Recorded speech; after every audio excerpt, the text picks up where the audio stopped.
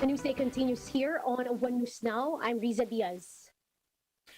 While Typhoon Kiko may have greatly affected several areas in extreme northern Luzon, some towns in Cagayan were fortunate enough not to have felt the storm's wrath.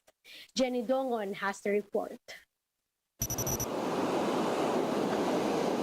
With the eye of Typhoon Kiko shifting to another direction, the municipality of Santa Ana in Cagayan did not have to worry that much. Still, the effects of Kiko can be felt in the area. Santa Ana MDRRMO head Marion Miranda said they experienced heavy rains with strong winds at around 10 last night until 2 a.m. today. The municipality had already been placed under signal number 3, but this morning, the weather had already improved. The MDRMO reported minor damages in the area.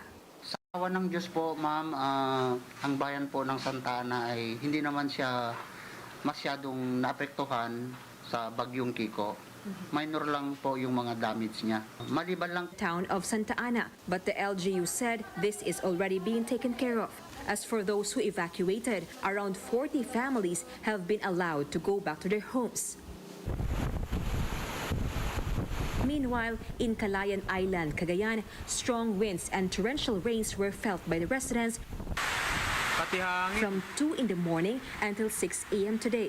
This as Typhoon Kiko made landfall in its nearby province of Batanes. But Eric Nunez, president of the Association of Barangay Captains in Cagayan, eased on the destruction brought about by the typhoon. Mas mahina po ito kumpara sa mga nagdaang bagyo. Yes, malakas. Actually, malakas siya. Pero based sa mga experience namin sa mga nagdaang bagyo ay hindi naman siya ganon.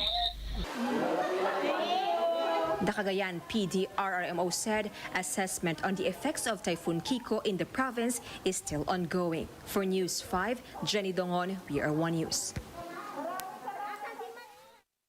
The local government and residents of Isabela continue to remain vigilant for possible flooding still due to Typhoon Kiko.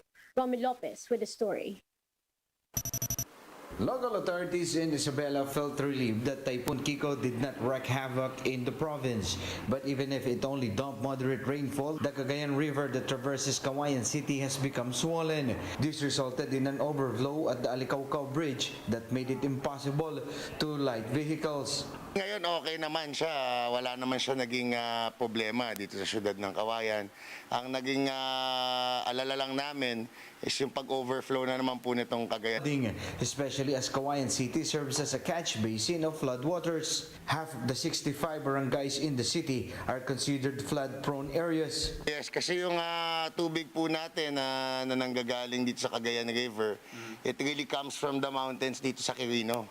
So even though na po umuulan dito, ambo nagpapataas ng tubig dito sa may area po dito namin sa Cagayan. Kaya hanggang ngayon pala, kahit hindi po kami nauulanan o malakas ang ulan, nakasubaybay po kami at yun nga po, kasi pag tuloy-tuloy ang ulan dito sa kagatig namin na probinsya ng Quirino, may tendency na tumaas po ang tubig namin dito sa Cagayan River.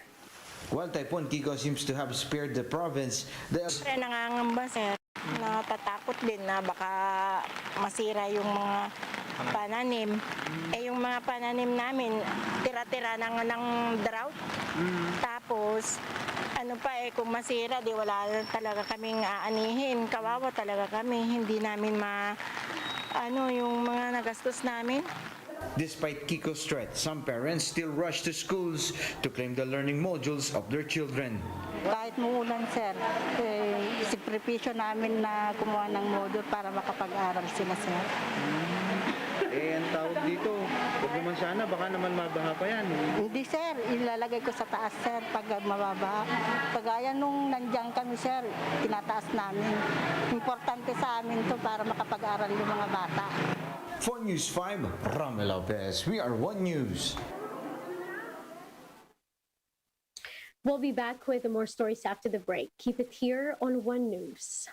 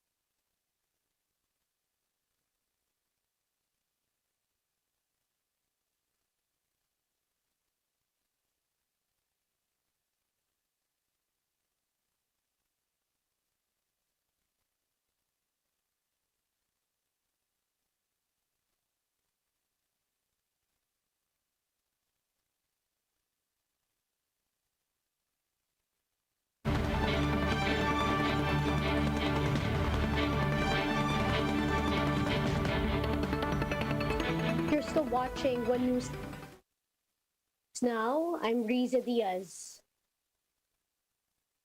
The Health Department logs another record high single-day tally of COVID-19 infections. In its latest bulletin, the Department of Health reported 26,303 new COVID-19 cases. This pushes the country's total case load past 2.2 million.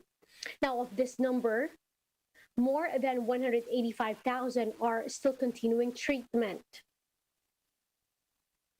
Now, at least 79 more patients did not survive the disease. The death toll is now inching closer to 35,000.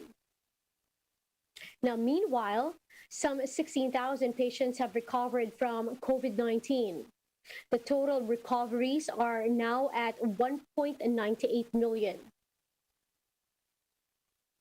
The positivity rate, meanwhile, is at 27.6%. This means that more than 1 in every 4 people who got tested are found positive of COVID-19.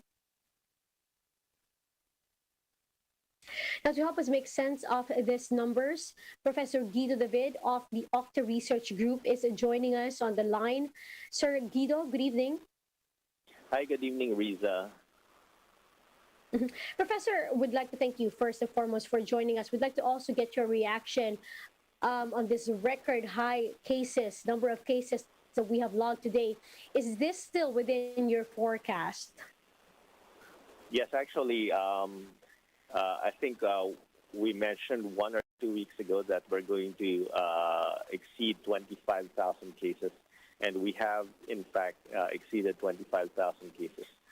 Though, to be fair, according to the Department of Health, 1,200 cases from today's tally were actually from yesterday. Yesterday, we had a relatively lower number, about 17,900.